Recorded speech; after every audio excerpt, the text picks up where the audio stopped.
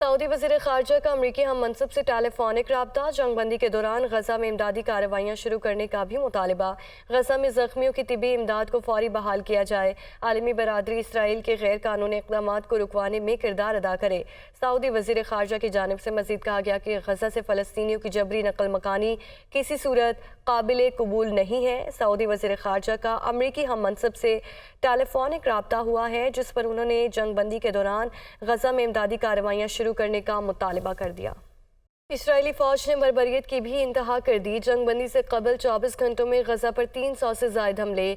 शेख रिजवान में इसराइली फ़ज़ाई हमले के दौरान एक ही घर के 10 अफराद शहीद हो गए। सहूनी फ़ौज के जबालिया, रफ़ा, खान यूनिस और नसायरात कैंप पर भी हमले किए गए हैं। इसराइली फ़ौज ने बर्बरियत की भी इंतहा कर दी। जंग बंदी से कबल 24 घंटों में गजा पर 300 से ज़ायद हमले किए गए। शेख रिजान में इसराइली फ़ज़ाई हमले के दौरान एक ही घर के 10 अफराद शहीद हो गए। सहूनी फ़ौज के जबालिया, रफ़ा, खान यूनिस और नसायरात कैंप पर भी हमले किए गए हैं। आपको बता रहे हैं कि शेख रिजवान में इसराइली फ़ज़ाई हमले के दौरान एक ही घर के 10 अफराद शहीद हो चुके हैं। जंग बंदी से कबल 24 घंटों में गजा पर 300 से ज़ायद हमले किए गए।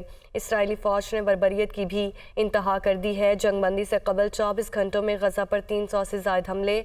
शेख रिजवान में इसराइली फ़ज़ाई हमले के दौरान एक ही घर के 10 अफराद शहीद हो गए, जबकि सहूनी फ़ौज के जबालिया, रफ़ा, खान यूनिस और नसायरात कैंप पर भी हमले।